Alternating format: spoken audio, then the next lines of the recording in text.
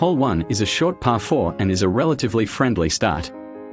Whilst the very longest may be able to challenge the green, it's a shot that few would attempt on their first drive of the day. The green is best approached from out on the right near the 2 fairway bunkers, leaving a relatively straightforward uphill pitch.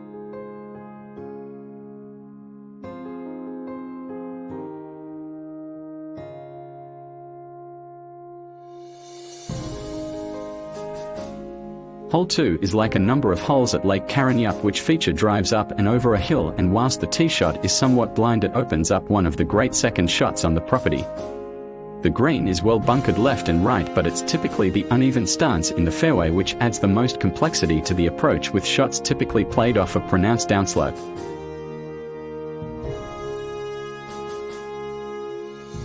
Bobby Jones once likened a bunker to a car crash where there was always a chance of recovery. A water hazard, on the other hand, is like a car crash, the result is final. It's an insight into how good players view hazards, and here at the 3rd hole the water hazard sets up one of the most dramatic and frightening shots on the course. Set on a perfect diagonal, there is a significant reward for playing close to the edge of the water with a flat stance and shorter second, whilst bunkers on the right can catch those who give the water too much space. With a great drive, some may choose to try and get to the green in 2, but the conservative play is short and left to open up a great angle for a pitch up the green. The drive at the 3rd hole is similar to the 2nd, playing up and over a broad rise. Ideally, the tee shot hugs the left side of the fairway to open up the best view of the green, especially important if the pin is in the back right quarter. With a great drive, some may choose to try and get to the green in 2, but the conservative play is short and left to open up a great angle for a pitch up the green. The first of the one-shotters, the 5th, is beautifully framed by tall gums and an attractive set of bunkers. The most difficult pins are at the back of the green, where the golfer must carry the tee and stop the ball quickly. My favorite though, and perhaps the more interesting, is a front left pin. Whilst it looks intimidating tucked over the large bunker, the surrounding slopes can be used to help funnel a well-struck shot close to the hole.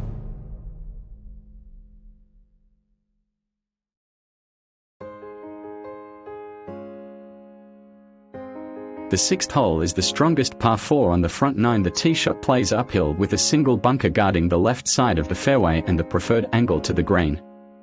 The 2nd shot also plays slightly uphill and rewards a slight left to right shape, especially when the flag is positioned on the right half of the putting surface.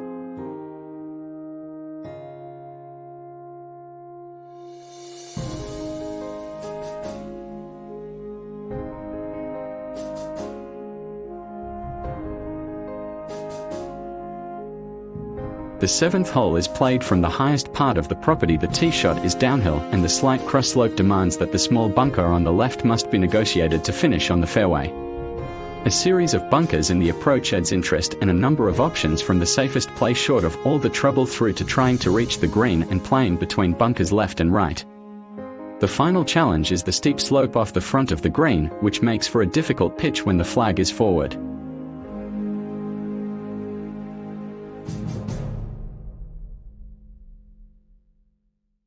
The 8th green sits on a slightly diagonal into a hill with bold bunkers in the front and back to reward a right-hander's fade, a counterpoint to the other long 3/17 which typically plays as a long draw. The collection of short holes at Karrinyup is excellent, with a great variety of length and green shapes which reward well-shaped approach shots.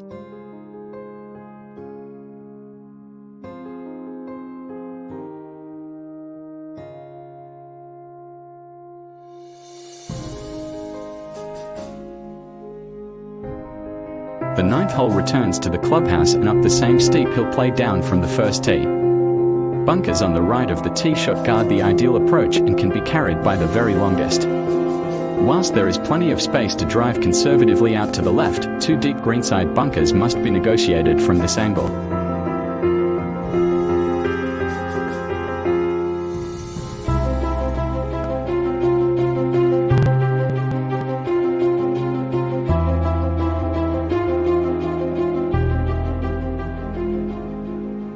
The 10th hole is a short 4 playing off the big dune at the clubhouse, makes for a dramatic tee shot. Bunkers on the left pinch into the fairway at driving distance, so the decision from the tee is one of playing conservatively and short of the hazards, trying to thread a tee shot beside the bunkers, or for a handful of golfers, trying to carry all the trouble.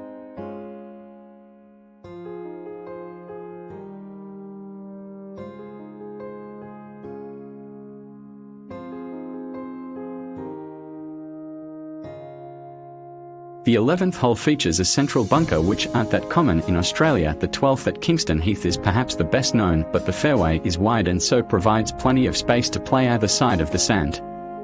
The second shot plays steeply uphill and bunkers left and right must be negotiated.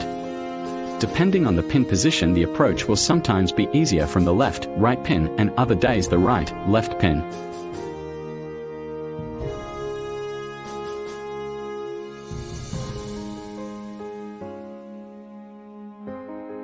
The shortest of the par 3s, the 12th, is a terrific little drop shot hole which, depending on the wind, can be anything from a wedge to a knockdown mid-iron. The green is the smallest on the property and steep slopes at the back and right funnel missed shots well away from the putting surface.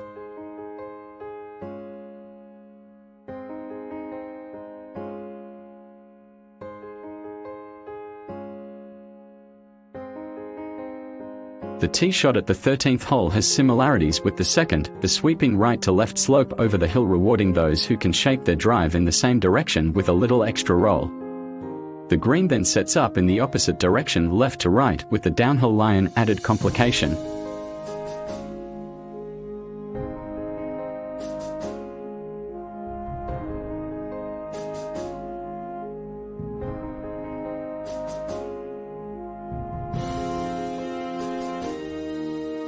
The strategy of the 14th hole centers around the diagonal line of bunkers just short of the green.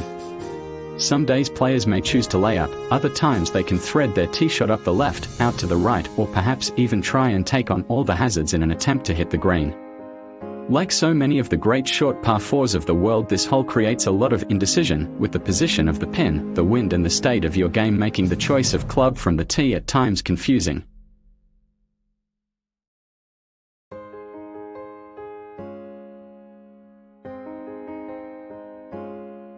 The 15th hole features a drive from high up on the hill and is a wonderful looking tee shot. In recent times we have added some length at the tee end to ensure the bunkers remain a relevant hazard in tournament conditions. The small central bunker in the green adds interest to the layup, with players needing to choose between the left and right sides depending on where the pin is positioned.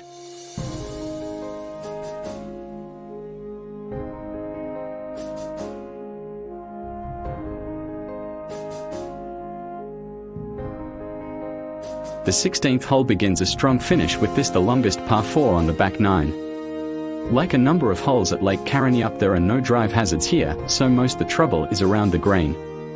The second shot can be difficult to judge, its uphill nature adds an extra club, and the large bunker 10 meters short of the green on the right creates a nice visual illusion, making it seem the shot is shorter than it measures by hiding the ground between the bunker and the green.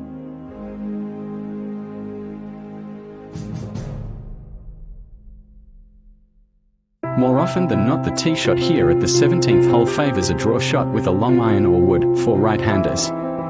The green tilts heavily from back to front, which helps shoulder a running shot toward a left pin, but also makes the pin in the back right corner the most difficult one on the property.